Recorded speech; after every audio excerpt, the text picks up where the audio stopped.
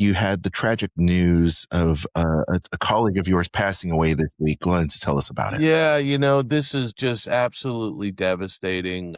It was shocking to wake up to on Sunday morning, but Roger Allers, who was one of the co-directors of The Lion King, one of the directors of the Lion King movie, the 1994 original film, and also wrote the book for the Lion King stage production. He passed away late Saturday night, apparently, and it's just incredibly devastating. He was 76 years old, but you wouldn't know it by looking at him.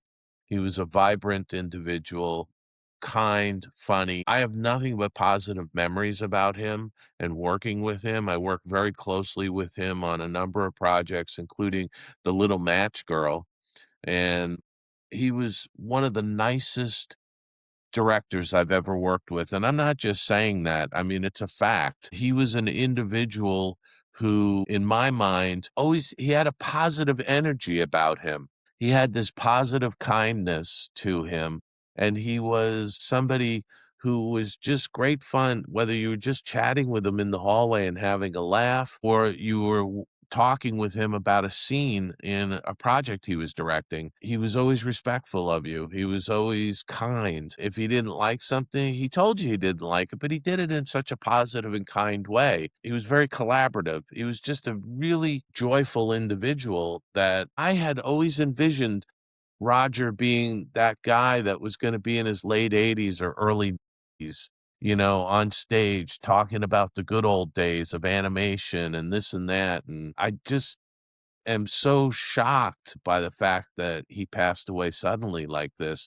And, Aljon, I was trading emails with Roger last week while he was traveling in Egypt, and I wanted to get him onto the show, and I have a note on my calendar next week, actually next week from Friday, the end of the month. I put a note on my calendar to email Roger to set up the interview because we were going to have him come back on the Skull Rock podcast. We did a very extensive interview about his career a few years back, but I was going to have him come back just to talk about the film The Prophet because one of our listeners asked if we could get Roger to come back, and so I was working on that. So it's just absolutely devastating news, and it's sad to lose a friend, clearly, but I'm hopeful that he is on to the next journey for himself.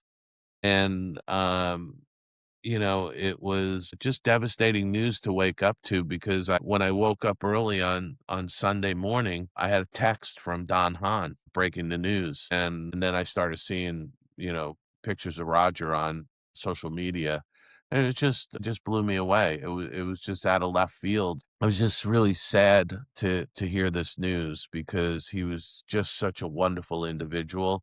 He's going to really he's gonna be missed by so many people. I mean, I think there are so many colleagues of ours that are just devastated that, finding out the news on Sunday. There's just absolute devastation across the industry of people who knew him. So, rest in peace, Roger. I mean, you were a good man.